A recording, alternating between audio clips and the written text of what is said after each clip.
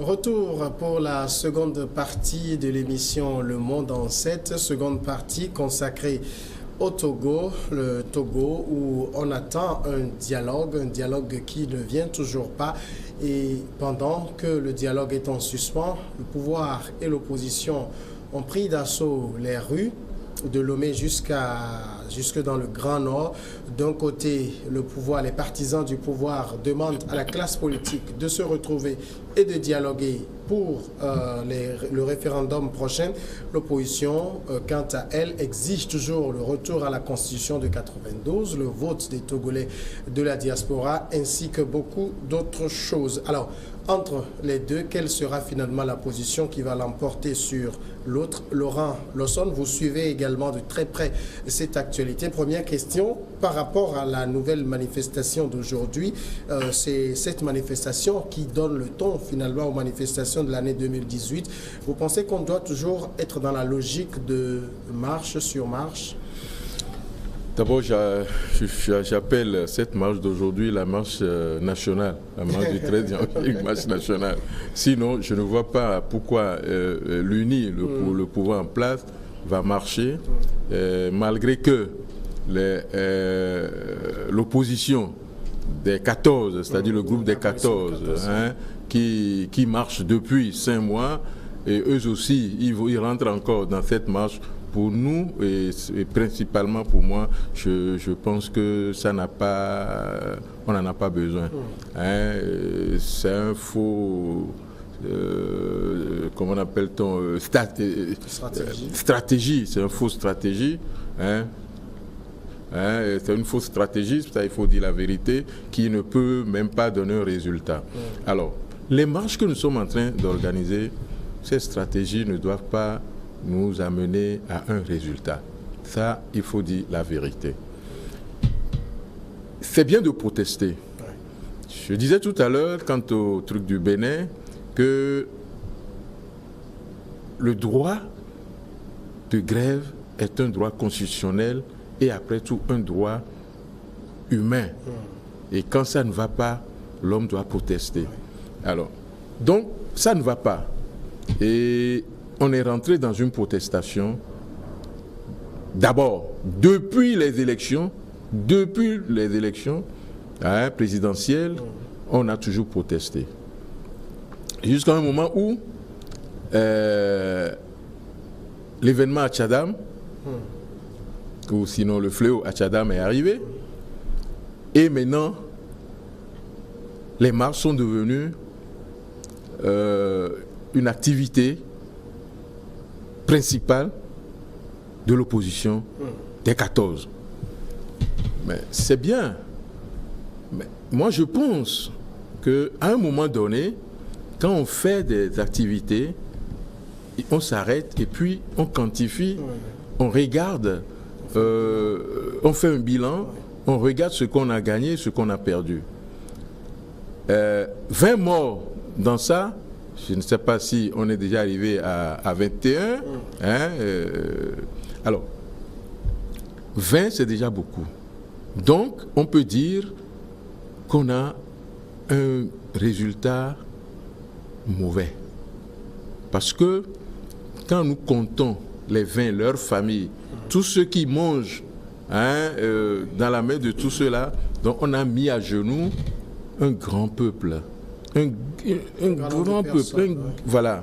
Alors donc, quelque part, il va falloir quand même qu'on dise 2018, on change de stratégie. Moi, je n'ai jamais pensé qu'encore une fois de plus, cette année 2018, nous allons encore initier des marches. Alors, l'opposition togolaise, du moins la coalition des 14, a toujours argumenté que la marche est la seule manière pour elle, finalement, de s'exprimer, qu'il n'y a pas d'autre stratégie. Oui, mais à un moment donné, on peut avoir ce qu'on appelle une trêve. Faire une trêve et faire le bilan avant de reprendre quelque chose. Ça, c'est la force, vraiment, des hommes politiques avisés. Parce que quand tu fais quelque chose, et surtout en politique, ne continue pas jusqu'à un moment que tu te retrouves contre le mur et que tu n'as plus de passage. Là, tu risques d'être lynché finalement par la population. Et nous disons, nous avons un peuple avec nous, c'est-à-dire notre électorat. Ceux-là qui suivent aujourd'hui, qui vont dans les rues, on les considère comme des électorats à nous. Et il y en a qui ne sont pas dans les rues, mais qui sont des électorats pour l'opposition. Mais il faut qu'on les considère. Il faut qu'on pense que est-ce que ce que nous sommes en train de faire, c'est bien ou c'est mauvais. C'est vrai, c'est l'arme de protestation. Ouais. On l'avait dit tout à l'heure. Quand un peuple est... le droit d'un peuple est bafoué, qu'est-ce que fait le peuple? Le peuple se soulève. Ouais. C'est bien qu'on se soulève. Mais à un moment donné, il faut qu'on fasse un calcul. Mais ce que je tiens à nous dire, nous disons, et ce qu'on a appris, et ce qui est réel, ce qui est vrai, c'est qu'un parti politique ne marche pas. Un parti politique ne marche pas. Pourquoi vous dites ça? Un parti politique ne va pas dans les rues. C'est la population qui va dans les rues. À l'appel du parti, finalement. Et quand non, même pas l'appel du parti. Parce que quand vous allez dans les rues, le peuple va dans les rues, subitement, là, il n'y a pas de contrôle. Personne ne contrôle ce peuple-là. C'est là où il y a la révolution. La révolution, c'est comme ça. Quand un parti politique fait cette révolution, ça veut dire que quoi? Le parti veut prendre le pouvoir. Mais le parti politique ne prend le pouvoir que par les urnes. Donc nous disons, quand les civils seront dans les rues, nous, partis politiques, nous retrouvons pour trouver des solutions aux problèmes que soulève la population dans les rues. Et là, nous allons peser dans la balance avec ceux qui sont au pouvoir, nous allons peser dans la balance et leur montrer les dégâts qui sont en train de se créer dehors. Alors, mais quand vous dites ça, quand les civils seront dehors, les partis politiques vont se retrouver, mais comment les civils vont dehors quand ils ne sont pas galvanisés, ils ne sont pas... Ils n'ont pas besoin d'être galvanisés. Voilà ce que nous appelons un soulèvement public. On n'a pas besoin de... Écoutez, prenons un exemple qui est tout récent, là. Quand il y avait problème d'essence. Ouais. Il y a eu une manifestation spontanée. C'est une manifestation spontanée. Et si cette manifestation spontanée continuait, le gouvernement va trembler. Voilà. Et rien qu'en cette journée-là, on a vu le gouvernement trembler. N'est-ce pas? Voilà ce que je dis. Parce que là, personne n'est devant. On n'est pas appelé à intimider quelqu'un en ce temps-là. Oui, mais quand des questions au Togo sont éminemment politiques, comme la question des réformes et autres là, c'est les partis politiques qui portent ces questions-là. Le problème est posé par les partis. Fondamentalement, les populations qui portent les questions. Le problème est posé par les partis politiques. Et quand il n'y a pas de solution, un peuple avisé sort dans les rues personnellement. Voilà. Pour réclamer, pour dire que trop, c'est trop. Ça a trop duré, vous ne réussissez pas, vous les politiques. Maintenant, nous sortons maintenant pour revendiquer nos droits. Alors voilà. Finalement, là, quand les populations sortent comme ça, ça devient une marche contre les politiques. Voilà, contre les politiques. C'est ça. Que ce soit l'opposition, justement. Voilà le jeu. En ce temps, nous sommes tous contre le mur. Et là, c'est à nous de trouver une solution. Et vous voyez, dans ce cadre-là, l'opposition va mettre du vin maintenant, de l'eau dans son vin, pour ne pas exiger, d'autant plus que ça souffre dehors, ça pète dehors. Le pouvoir aussi dit, bon, mais ce qui se passe là, avec l'opposition, il faut qu'on s'entende d'une façon ou d'une autre pour trouver une solution pour ce qui se passe dans les rues. Maintenant, aujourd'hui, tout le monde va dans la rue. L'opposition va dans la rue. Le pouvoir est dans la rue. Ils sont tous dans nos rues. Et ils occupent nos rues. Alors, qu'est-ce que ça veut dire? Qu'est-ce que ça veut dire? Mais non, je pense qu'on peut aussi protester jusqu'à un temps. Et laisser maintenant la vie du pays continuer. Et aller en politique, négocier en politique. Justement, à cela, le chef de file de l'opposition, Jean-Pierre Fabre, avait répondu, on ne fait pas d'omelette sans casser les œufs. Vous savez, l'adage là, c'est passé. Ça, c'est des trucs d'hier et de très longtemps. Non, si toujours, il faut casser toujours. Pour lui, quand on veut le changement, il faut se donner les moyens de ce changement. Si cela nécessite que l'on manifeste tous les jours, on manifeste tous les jours. Ah ben ça, c'est très bien. Et en ce temps, le pays fait quoi? Et vous allez venir gouverner quoi? Vous allez venir gouverner le vide? Les gens sont libres d'aller à ces manifestations. Si les gens décident d'elles-mêmes d'abandonner leurs activités pour aller manifester, c'est peut-être qu'elles ont compris quelque chose. Mais bien sûr, je ne refuse pas. Et demain, qui va payer le pot cassé? C'est encore ce même peuple. C'est pourquoi il faut expliquer à ce peuple ce qui se passe. L'économie du pays, la politique marche avec l'économie. La politique marche avec l'économie. Voilà. Et quand demain, on n'arrive pas, on n'a pas les moyens, vous savez, on a eu des problèmes dans ce pays. Et on a couru derrière l'opinion internationale, derrière. Et c'est à un moment qu'on a commencé encore par revenir pour nous donner de quoi nourrir nos augustes personnes jusqu'à ce jour. Et les hommes d'affaires, les sociétés qui vont venir dans un pays pour s'implanter, pour que le chômage diminue, ce n'est pas le gouvernement. C'est quand il y a la paix, c'est quand il y a vraiment un bon vent qui souffle dans ce pays que les gens vont arriver.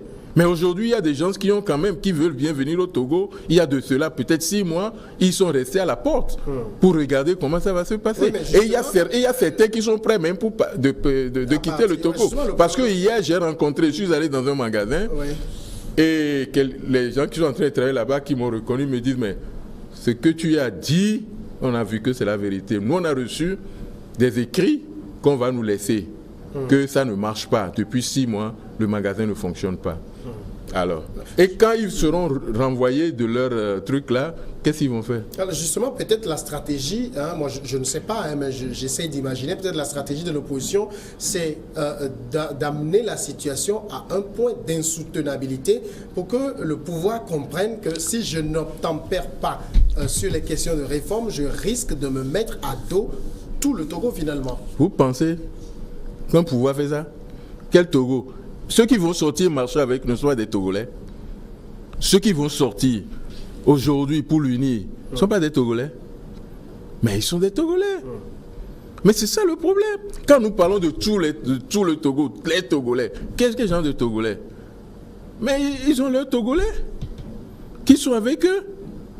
Et vous allez dire qu'ils sont là, ils n'ont personne. Et demain, ils vont aller aux élections. Et ils vont sortir encore vainqueurs. Et nous allons dire quoi? Mais non, tout le monde a son peuple. Et tout le monde a son peuple. Quelqu'un t'aime, malgré que quelqu'un ne t'aime pas. Donc, quelque part, il faut regarder ça. Et en plus, on ne chasse pas un gouvernement, on ne chasse pas un président de la République.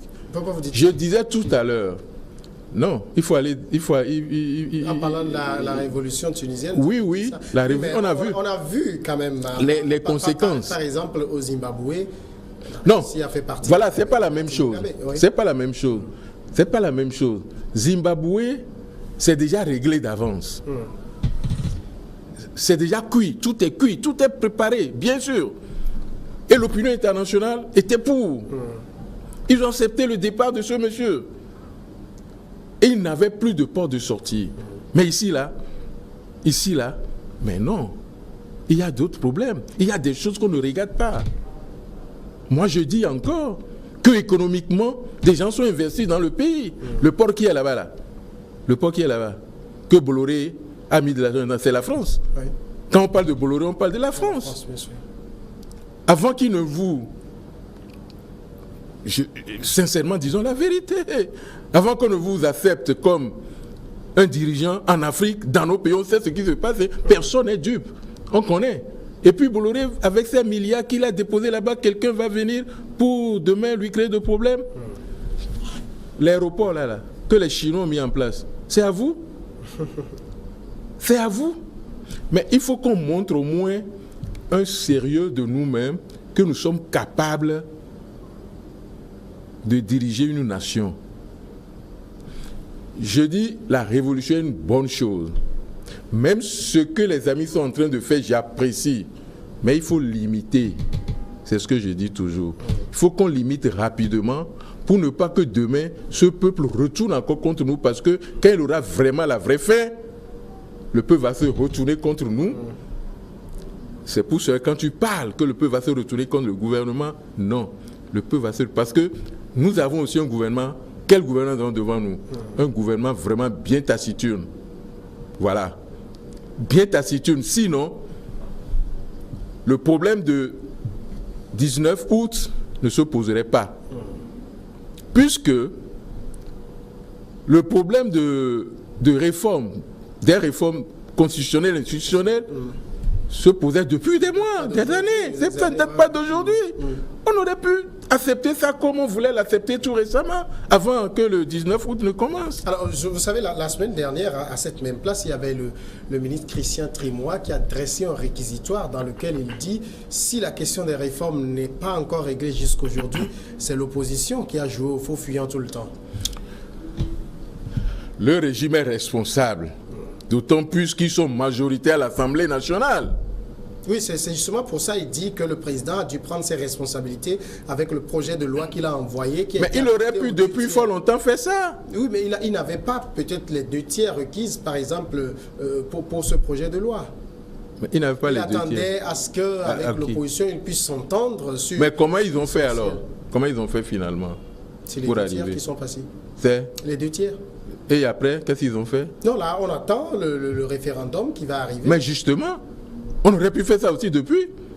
Et je me souviens que j'ai posé ce problème sur ce plateau et sur tous les plateaux, je disais qu'il faut un référendum. Oui, il faut la 5e République. Là, justement, le référendum qui est soumis actuellement ne va pas nous amener à la 5e République, puisqu'on va juste modifier l'article 52, 53 et 60. Là, ce n'est plus un référendum. Parce qu'il y a beaucoup qui manquent dans notre Constitution de 1992.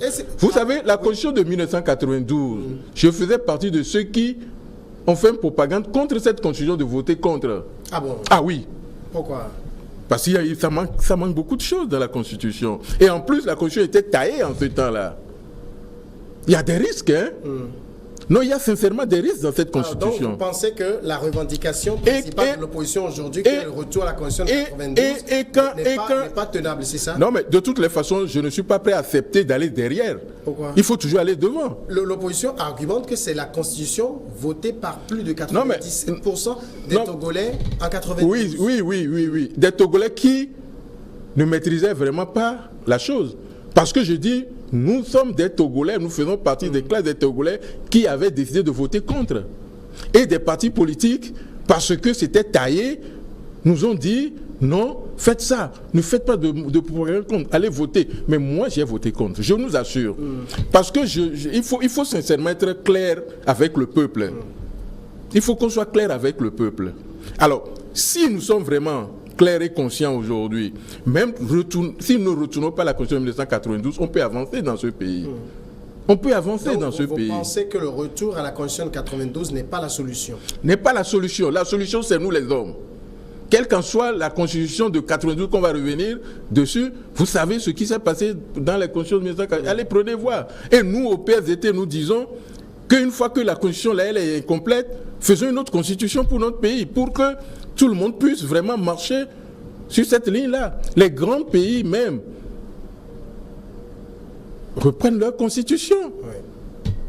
Non, moi j'aurais préféré qu'on nous dise de reprendre une nouvelle constitution et qu'ensemble, qu'on marche vers une nouvelle vie pour le Togo. Là, pour le faire, il faudra que les 2 parties se retrouvent dans un dialogue, ce qui aujourd'hui devient finalement comme chercher une aiguille dans une botte de foin.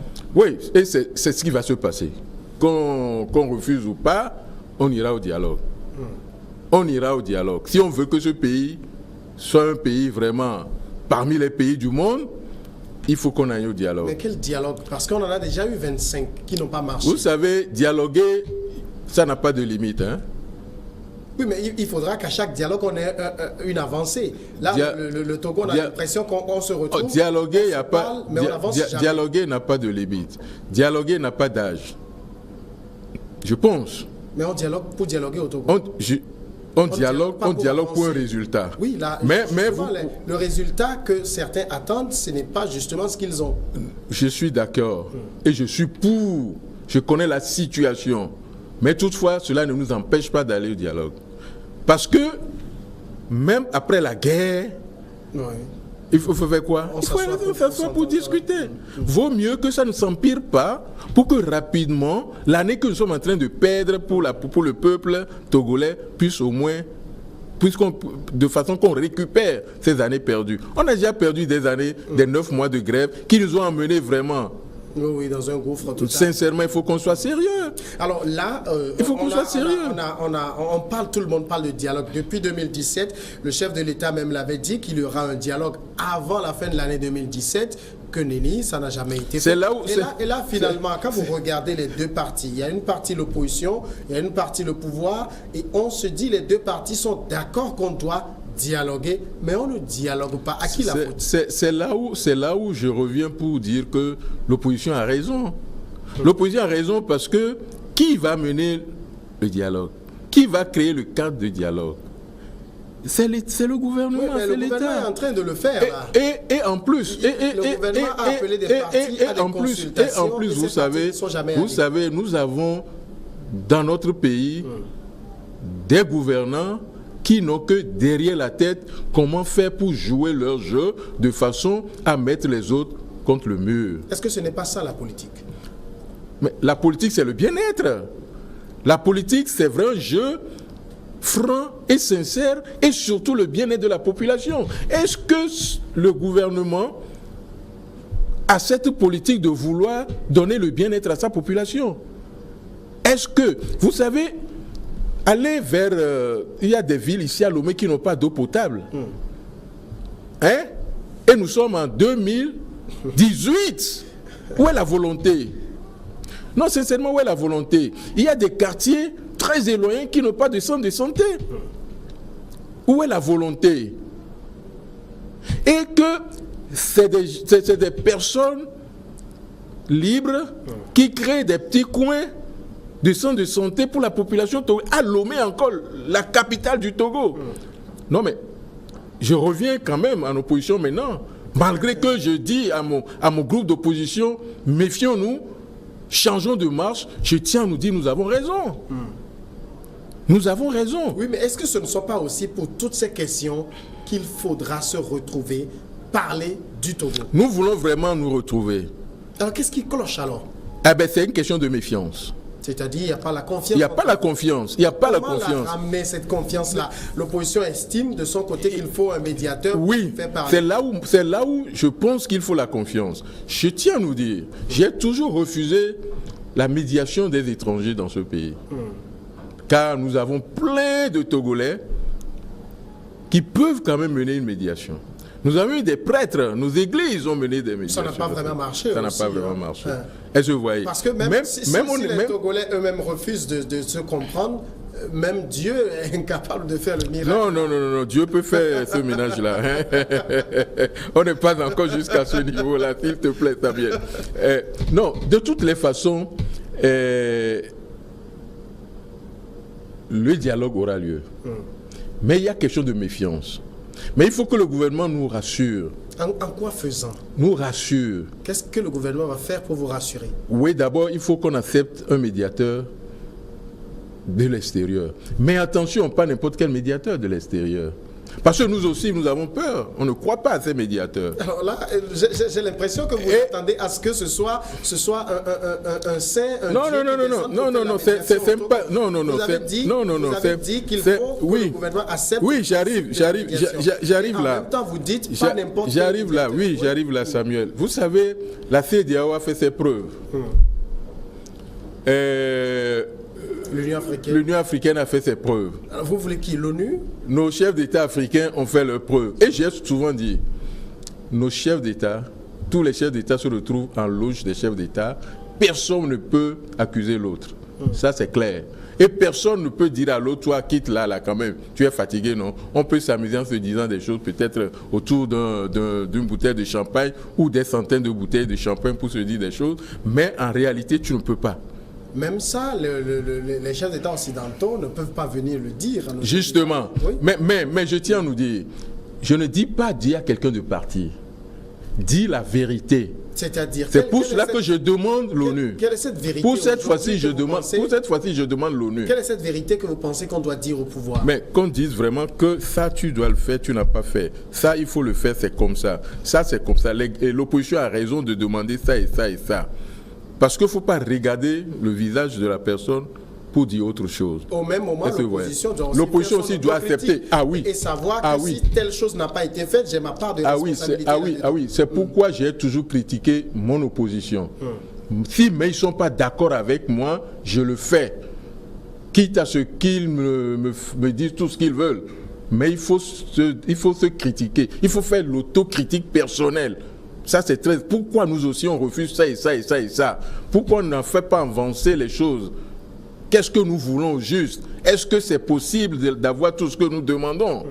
Là aussi, je pense que nous avons une responsabilité très forte, là. Mais par contre, l'État est responsable. Et je le dis encore, je sollicite la médiation de l'ONU, comme par le passé. Sinon, je me prête à le dire, je sollicite la médiation de la Scandinavie. Oui, des peuples qui n'ont rien à foutre avec les mensonges de vos histoires. Ils nous diront et ils partiront. Mais les États scandinaves ne sont pas des États qui ont quand même, qui ont une grande portée comme un certain nombre de pays occidentaux. La Scandinavie n'a pas vraiment d'envergure là. Pourquoi? En quoi? Oui, je parle sur le plan politique. Vous savez que la France pèse. Non mais justement. Les États-Unis pèsent, mais la Scandinavie ne pèse justement, pas. Eux, ils pèsent aussi chez eux. Les Scandinaves n'ont rien besoin de vous. Ils n'ont rien besoin de la France non plus, n'ont rien besoin de l'Allemagne aussi non plus. C'est des pays bien à l'aise, bien développés, dont le peuple sont fiers. Voilà. Et il y a une question de fierté pour se vendre. Alors, quand moi je parle de la France, je ne veux pas la France, c'est qu'il y a la France de l'opposition et la France du pouvoir. Il y a l'Allemagne de l'opposition et l'Allemagne du pouvoir. C'est pour cela que je dis non. Alors, on ne veut pas avoir des gens qui vont faire, c'est-à-dire qui vont regarder le visage pour nous faire une médiation. Alors, Laurent Lawson, quand je vous écoute, vous êtes Laurent Lawson, premier secrétaire général du PSDT, le Parti social-démocrate du Togo. Quand je vous écoute dire que les Togolais eux-mêmes ne sont pas capables de s'asseoir, je n'ai jamais dit ça. Problème et qu'il nous faut non, j'ai dit. Quand vous exigez la médiation de l'ONU ou de la Scandinavie, vous reconnaissez implicitement qu'il y a une crise de confiance que les Togolais eux-mêmes ne peuvent pas se retrouver. Il y a une crise de confiance du côté du pouvoir comme du côté de l'opposition. Ça veut dire qu'il y a une possibilité pour les deux parties de se comprendre. Voilà. Alors, parce qu'il y a méfiance. Là où on en est maintenant dire que le Togolais n'est pas capable, c'est faux. Non, je ne dis pas ça. Le Togolais a été toujours à l'extérieur pour régler des problèmes. Voilà, régler des problèmes. Mais à l'interne, ça devient impossible parce que peut-être nul n'est prophète chez soi. Parce qu'on a déjà essayé, ça n'a pas marché. C'est pourquoi. Qu'est-ce qu'il faut pour nous mettre ensemble? On ne va pas tout le temps attendre que ce soit les autres qui viennent régler nos problèmes à nous. Il faut qu'on oublie ces méfiances. Il faut qu'on laisse tomber les méfiances, qu'on essaye. Comment Je veux bien essayer. Est-ce que vous ne pensez pas aujourd'hui qu'il faut un renouvellement de cette classe politique? Parce qu'on a l'impression que ceux qui dirigent la classe politique qui existe aujourd'hui, il y a une animosité entre les deux partis et qu'il faut un renouvellement. Tu veux la vérité? Oui. Tu veux la vérité? Oui, je suis d'accord avec toi. Je suis d'accord avec toi. Mais est-ce qu'il y a aujourd'hui des jeunes qui veulent vraiment prendre le devant? C'est là ce que nous manquons. Il y en a. Est-ce que les vieux... on a une gérontocratie qui est là de fait. Il faut que ces jeunes sortent. Parce que ces mêmes personnes qui sont là aujourd'hui, Laurent Lawson, vous vous rendez compte? C'était les mêmes personnes qui étaient à la conférence de 92. Je suis d'accord avec toi. C'est eux qui dirigent la vie politique de la nation avec tous les échecs. Voilà, et quand vous arrivez, on vous traite de nouveau que vous ne maîtrisez rien. Il vient d'où? Il est arrivé d'où? Alors, voilà le langage. Sinon, je tiens à nous dire, vous savez, être président au Togo dans nos associations et puis nos partis politiques, c'est une bonne chose. Hein. Se faire appeler président, c'est tout ce que nous voulons. Ah mais non, sinon je ne vois pas pourquoi. Des gens ne peuvent pas laisser des postes à d'autres aussi de faire leurs preuves. Non mais je regrette, ça c'est vrai. Pourquoi? Bien sûr que il y a qui sont partis, qui sont revenus. Ouais. Mais pourquoi?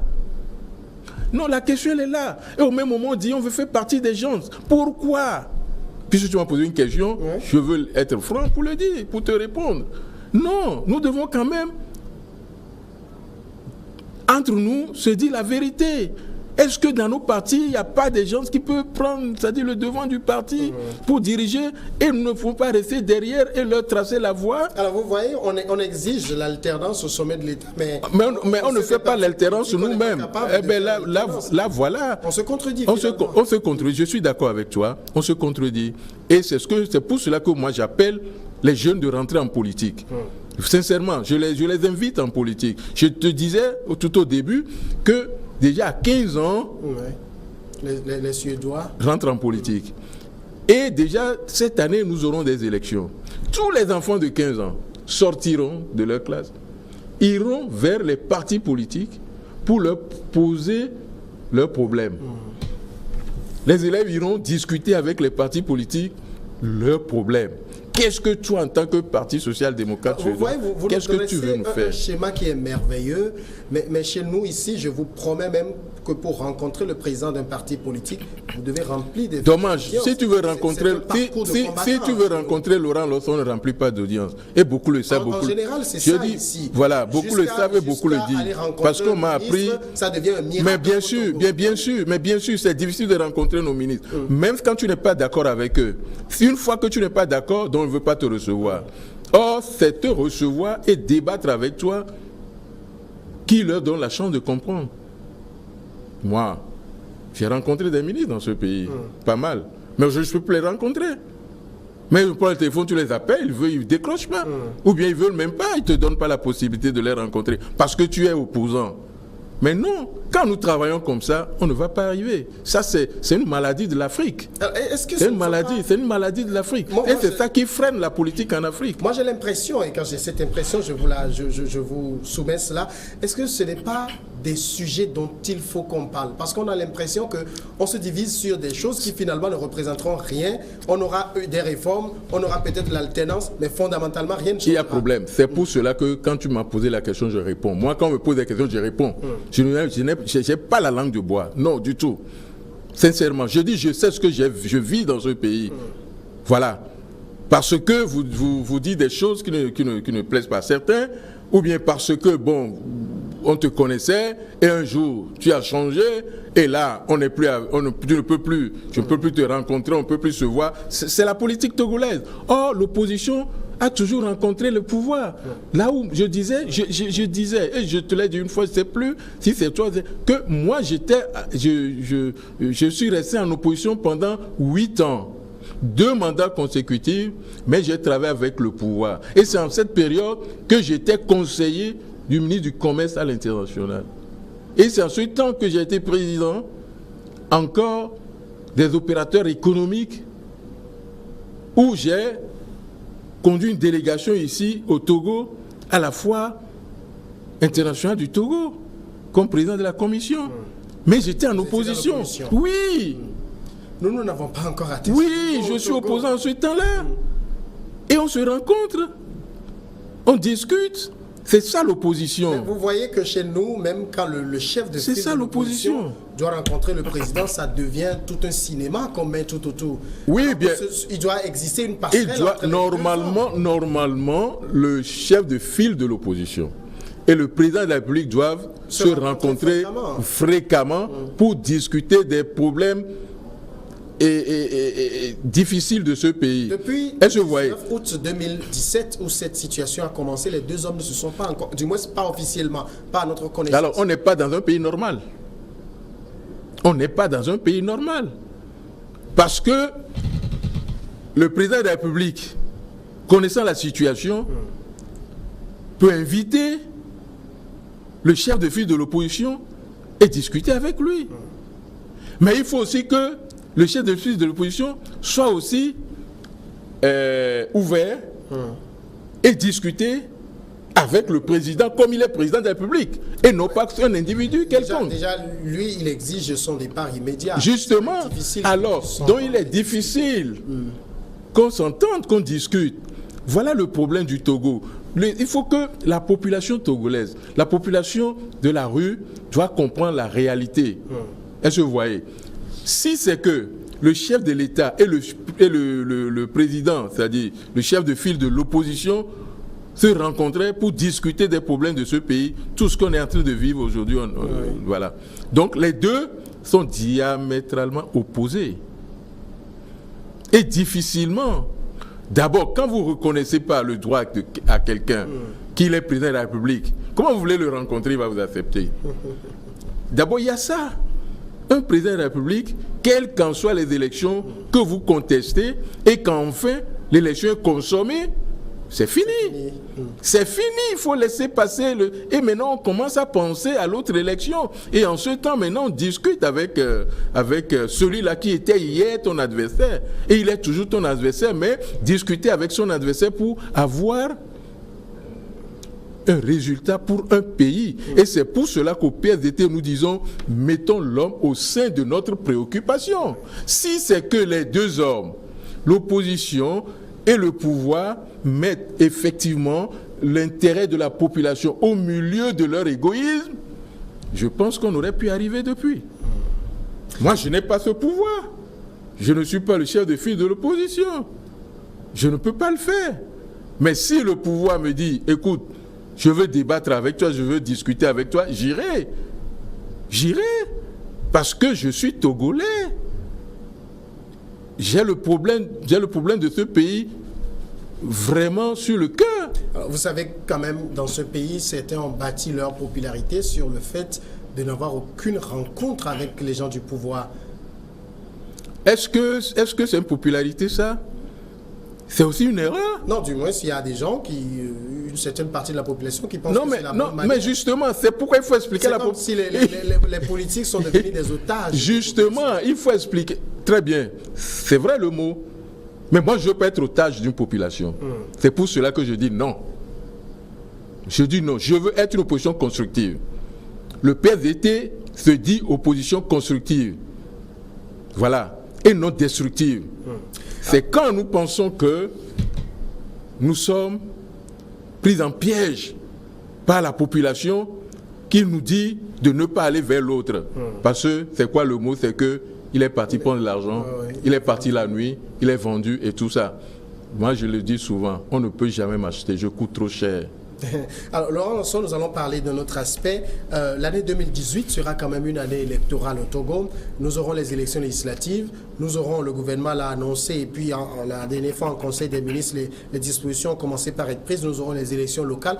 Le président de la République a parlé du référendum, mais les élections dont on est le plus sûr pour le moment, c'est les législatives et les locales.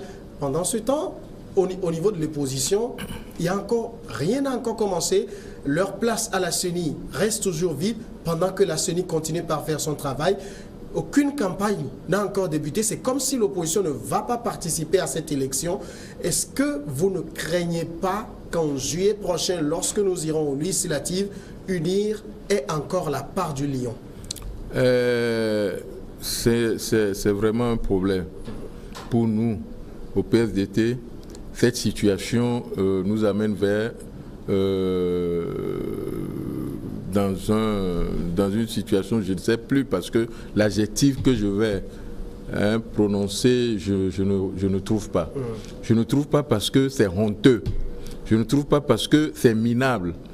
Que depuis des années, on est campé sur notre position et que jusqu'alors, on est en route vers des élections constitutionnelles. Ouais. Et nous qui réclamons les réformes constitutionnelles et institutionnelles, nous sommes dans les rues en oubliant que les élections vont arriver et que le pouvoir va organiser les élections, quelles qu'en soient, parce que c'est leur responsabilité. Oui, c'est un calendrier constitutionnel. Voilà, c'est ça, ils vont respecter leur calendrier. Quitte à nous, maintenant, on va commencer par crier qu'on n'est pas d'accord, que la liste électorale n'est pas correcte, que la CENI n'est pas une bonne CENI. On va encore continuer à crier. Et qu'est-ce qui va se passer? C'est mauvais. Ce n'est pas responsable.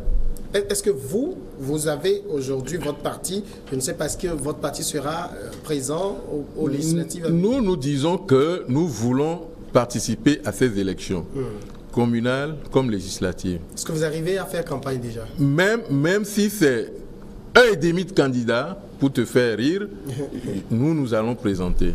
Mais la question, elle est simple. Aujourd'hui, allez faire campagne comment?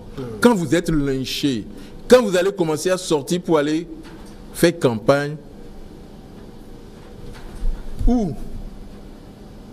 on va commencer par crier sur vous, on va commencer par vous jeter des pierres, on va commencer par vous traiter de n'importe quoi. Voilà la question que se pose aujourd'hui le PSDT. Ça veut dire que vous n'êtes pas dans la rue, mais vous êtes otage de la rue. Voilà, ça je suis pour.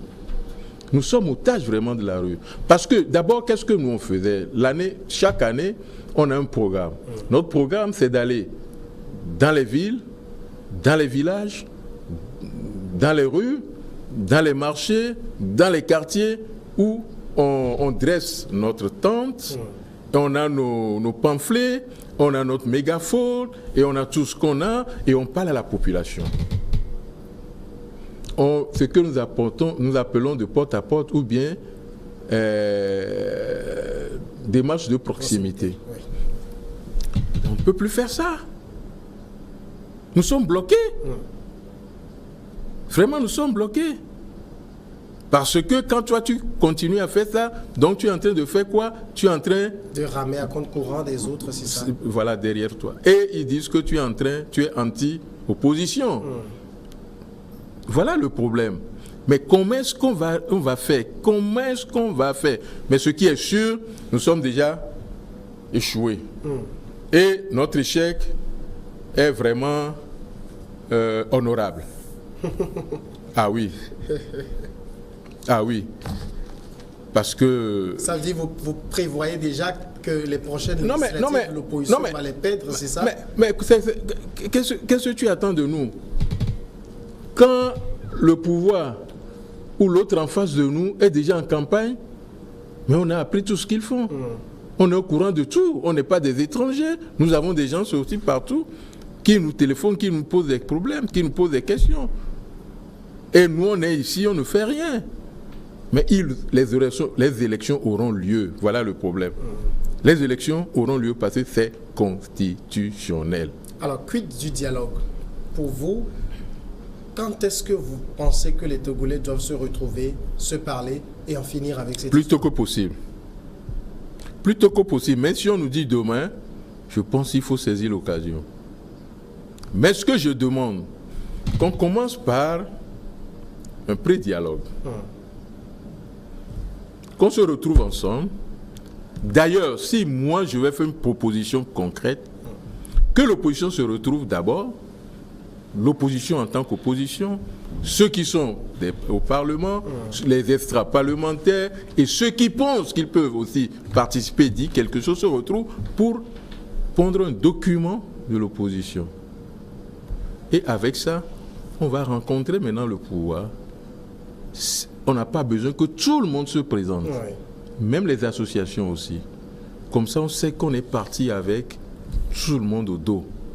Mais quand on dit qu'il n'y a seulement que les 14, parce qu'ils ont marché dans les rues, ils ont fait des revendications ensemble, ce sont ces 14 qui sont capables ou bien valables pour aller au dialogue. Moi je dis Yako, comme le dit l'Ivoirien. Et en ce temps, si on gagne, c'est-à-dire on prend le dessus, pendant les dialogues, nous allons acclamer, nous allons partager la réussite et on ne va pas nous retirer notre nationalité, que vous n'avez pas participé, donc vous n'êtes pas togolais. Et tout le monde va profiter. Mais quand on échoue, nous allons tous échouer. D'accord. Voilà. Ce sera votre mot de fin, Laurent Lawson, premier secrétaire du Parti social-démocrate du Togo, le PSDT. Merci d'être passé dans le monde en 7. Merci Samuel. C'est avec un grand plaisir de partager avec vous sur ce plateau les problèmes, disons, d'Afrique et du Togo. Merci beaucoup. Merci également à vous qui avez suivi cette émission. Je vais vous retrouver le samedi prochain.